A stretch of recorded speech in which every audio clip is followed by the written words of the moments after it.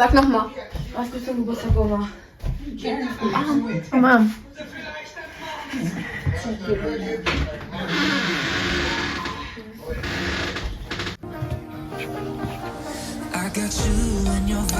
Bibili ako ng para kay Uma. No matter how hard I try, I need you and your hardness to mine. Yeah, I'm all about keeping it you and I. When you're here, you spark chemicals. Yan, nakabili ako ng para kay Uma. Bukas pala ang tindahan dito sa amin ngayon. Kasi minsan, dito sa Germany, yung tindahan, bukas ng linggo. Ngayon dito sa amin. Dahil nga may festa dito, at na-timing na nasa city ako, dahil bumili ako ng para kay Uma. Papakain natin sa kanya mamaya.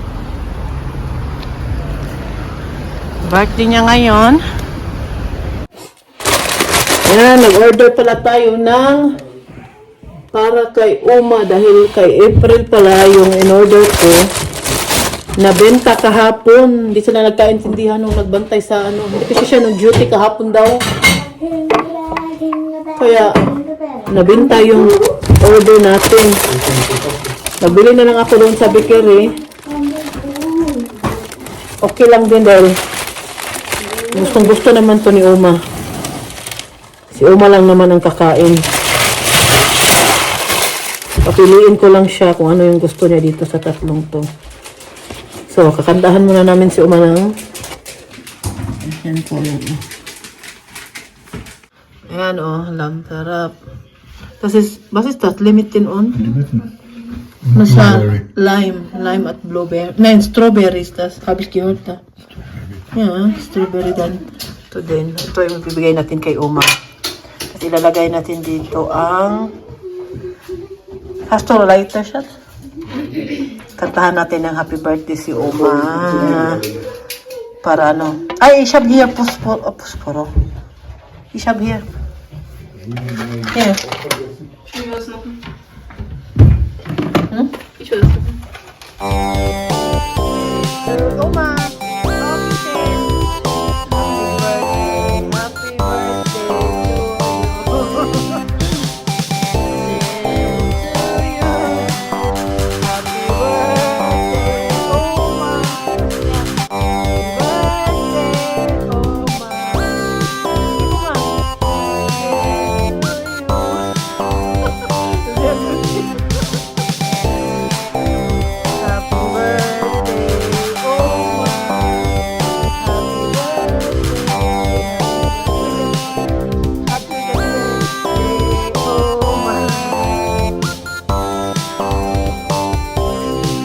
Dikit, sampai tadi dinding ke Oma musik putus.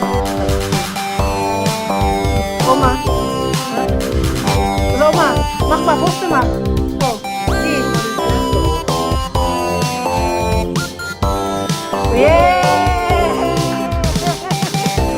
Happy birthday, Oma. Mom and we are going to Kiev. Ja, Tina. Ay, happy niya eh.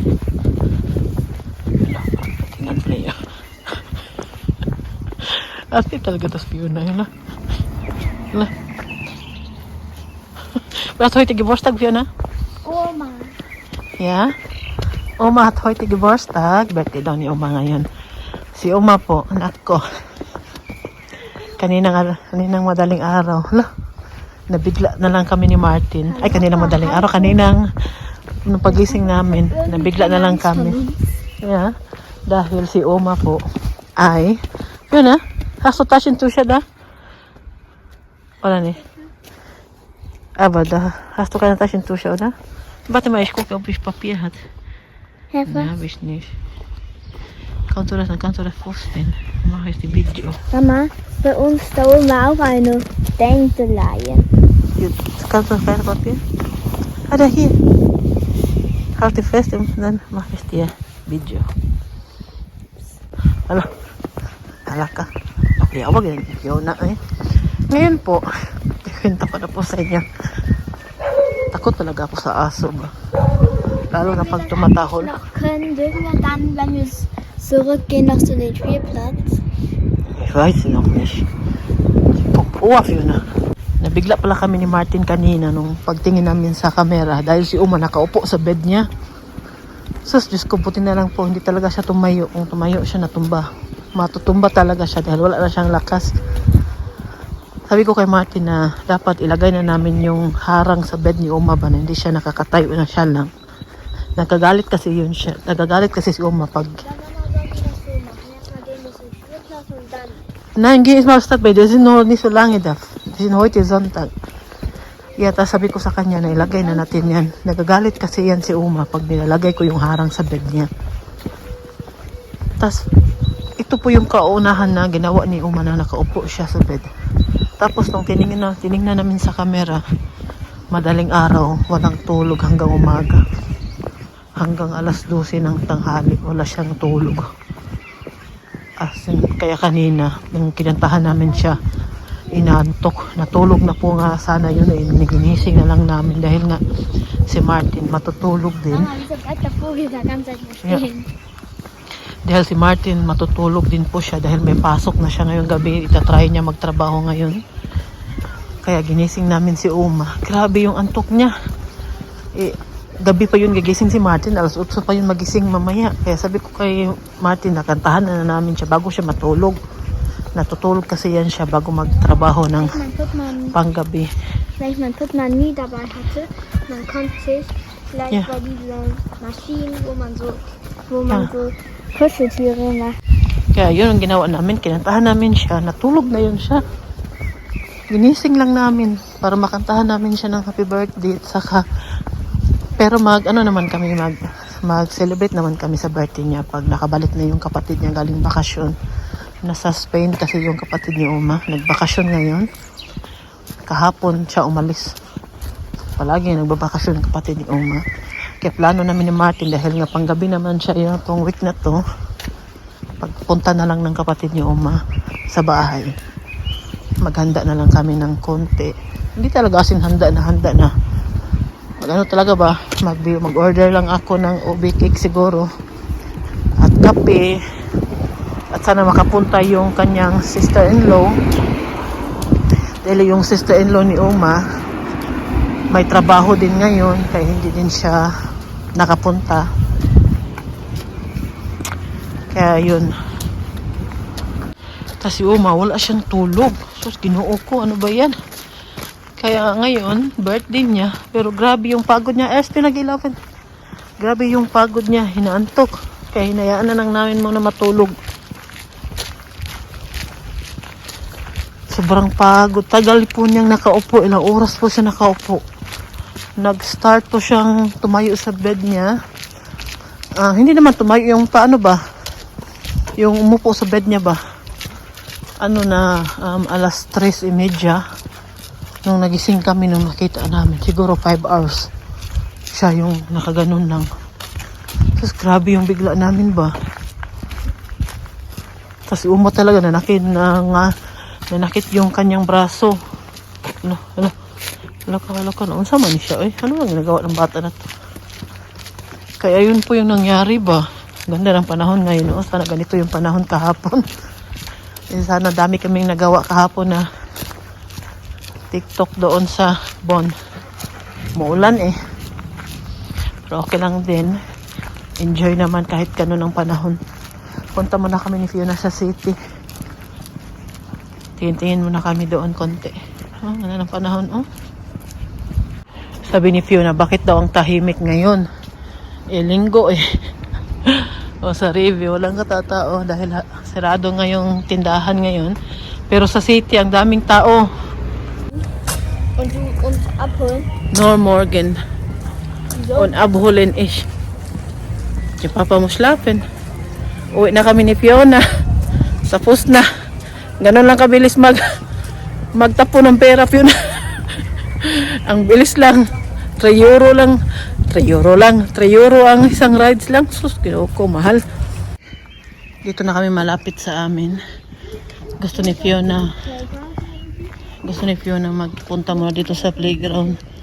Yung bahay namin doon pa sa taas. Doon pa sa taas ng bundok. Daan muna kami dito. Palaruin ko muna siya na kahit mga 10 minuto lang bago kami uuwi sa bahay. Napakatahimik ngayon. Sunday kasi. Palaruin muna natin siya. Ryan. Dito ako nagtatapon ng mga mga bote ba. Kakaiba tong view natin ngayon dahil nasa labas tayo. Kahapon ang saya namin doon kanila kanila Stefan. Inimbita din ako ni Stefan, lalo na si Mars, inimbita kami. Bali silang dalawa yung nag-imbita sa amin na pumunta doon, birthday ni Steven. Sobrang nag-enjoy kahit ilang oras. Ilang oras pa kami doon. Dumating kami doon sa Bon kahapon mga alas 3, alas 4 na ata, alas 3:30 ba? Ay, alas 3 pala. Dumating kami doon kahapon mga alas 3 na. Tapos, yun nga, umulan. Okay pa yung weather pagdating namin, umaambon pa lang siya. Doon na siya nag-start nung kumantata si Oliver. May joke lang. Kasi umaambon na siya. Doon na siya nag-start nung mag alas 6 na ata yun. Doon na kami sa loob na nagkantahan. Sayang na ang panahon kahapon hindi nakisabay sa aming pagkikita ng aking mga kaibigan. Nakakatuwa dahil nandoon si Jenny, nandoon si Chin, si Oliver, at buti na lang yung kaibigan nila Bosco Juan at kaibigan nila Oliver, si Joey. May oras siya, nakasama siya dahil bagong kaibigan namin. At pwede siyang pwede siya. Kasi dito sa Germany, minsan walang oras din yung mga tao dito, lalo na pag weekend, may mga appointments na. May mga appointment sa mama nila, may kita din sa pamilya nila. Pasensya na po kayo kung maingay dito dahil nandito ako sa playground, tapos may naglalaro dito sa gilid ko. Nakatingin pa siya sa akin dahil nagsasalita ako dito mag-isa. Bahala kayo dyan. Dahil kakaiba tong view natin ngayon, dito tayo sa labas. Kaya doon nagpunta pala kami ni Fiona saglit sa city dahil nga may kermis dito. Sandali lang kami doon dahil napakamahal din. Magastos din. Si Philip ayong sumama. Naglaro lang doon sa kwarto niya.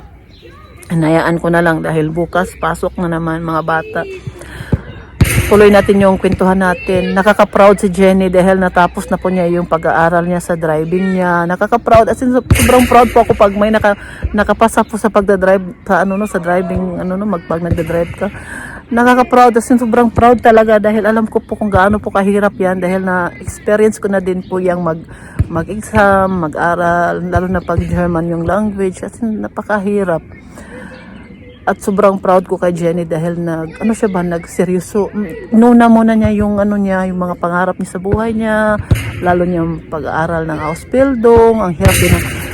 Akalain po ba ninyo pinagsabay niya yung Ausbildung at saka yung pag-aaral niya, yung driver license niya. Pinagsabay niya, napakahirap po niyan. Kaya sobrang proud ko kay Jenny. Kahapon, sabi ko kay Martin na pag may madaanan tayo na nagtitinda ng bulaklak. Kasi minsan pag ganito ng mga panahon, may nagtitinda ng bulaklak sa daan. Hindi naman marami, pero sa dinadaanan namin papuntang Bon, may nakikita talaga kami palagi. Kaya sabi ko kay Martin kahapon, pag may makita tayo, bili tayo ng bulaklak. Bigyan natin to kay Jenny dahil sobrang proud talaga po ako kay Jenny.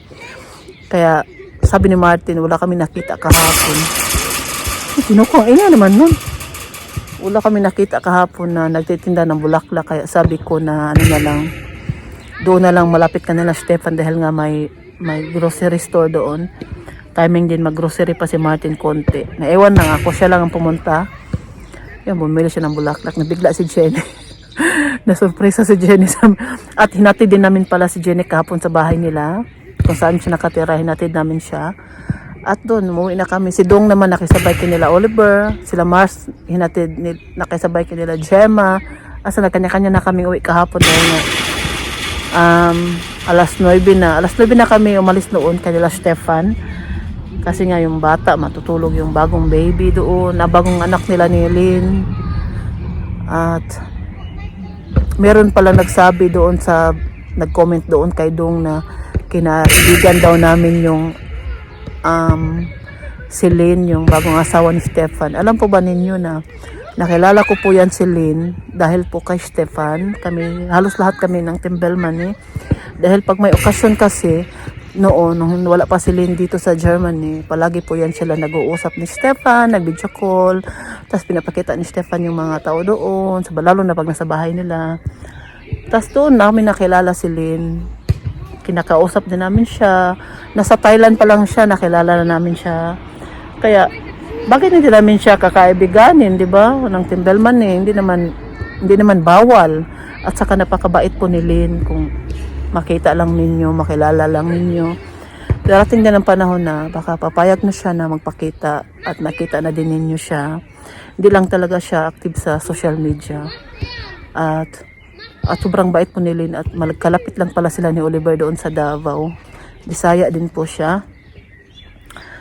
At yun nga, yung anak niya, talaga parang si Steven at kamukha ni Stefan. Hawig talaga, ang lakas talaga ng dugo ni Stefan. Parang si Steven talaga yung itsura nung baby si Steven ba? Magkamukha po talaga si Steven. Marami pong nakuha sa papa niya. At mistiso din. Lalo na yung baby nila, napakaputi. Kaya sabi ko ba na maghanak pa ng marami dahil maganda yung maganda yung liwat. Sa Bisaya pa liwat. Maganda yung kanilang Kaya yun po, sobrang saya ko kahapon dahil nga sa wakas nagkita-kita ulit ang Timberman. Minsan na lang kami magkita-kita dahil nga may kanya-kanya ding buhay, mga busy din. At next week magkita na naman kami ulit dahil manonood kami ng concert doon sa Frankfurt. Ngayong May 11 na, magkita-kita tayo doon. At ingay man dito. Sana naintindihan niyo yung sinasabi ko, no? Pasensya na po kayo dahil nandito pa tayo sa playground ngayon. Nihintay ko lang si Fiona matapos at dito pala kami ngayon sa Attendorn. Sinamahan ko si Martin sa kanyang doktor sa orthopede. Samahan ko siya papunta sa kanyang doktor sa orthopede. Umuulan dito ngayon pero hindi naman malamig. Ano lang siya. Mabasa ang kilay. Dito pala yung orthopedic doctor ni Martin. Ang ganda ng weather ngayon na yun. Hindi na po umuulan. At last na daw yung kahapon. Buti naman at mainit na. Namili pala kami doon sa Lodensha. Ito, nakabili na tayo ng pansit. Gusto ko magagawa ng pansit ba? Nainis ako doon sa binila namin dahil bumili ako ng chicharon. Nung pagbukas ko, ang baho. Expired na pala siya. Nung February pa. May na ngayon. Tapos, sa uli namin yun. Puti na lang na ko ba? Kita ko. At saka ito, mura lang doon. 279 lang. Kumpara doon sa Bukom. Nung pumunta kami ng Bukom, di ba? Para pangalo-halo natin sa birthday ni Martin next month. O meron din tayong makupuno. Dadagdagan ko pa yan. Nakabili din ako ng mangga. May mangga sila. Bili pa tayo ng ketchup. Banana ketchup. Buldak. Boy bawang. Meron din tayong sardinas ni Martin.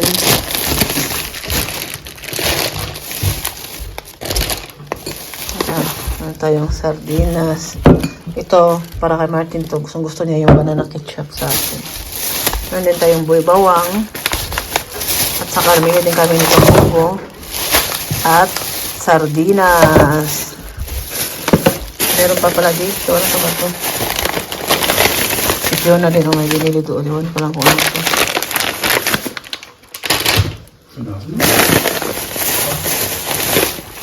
At bumili din pala ako ng bangus. Meron akong bangus dito.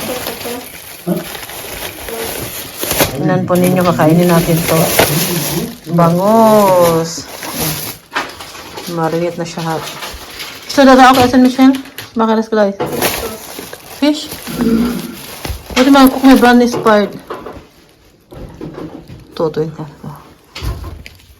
Milk fish. Kaya natin yan. Yan ang nabili namin at saka ito.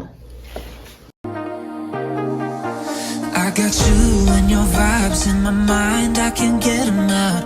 No matter how Living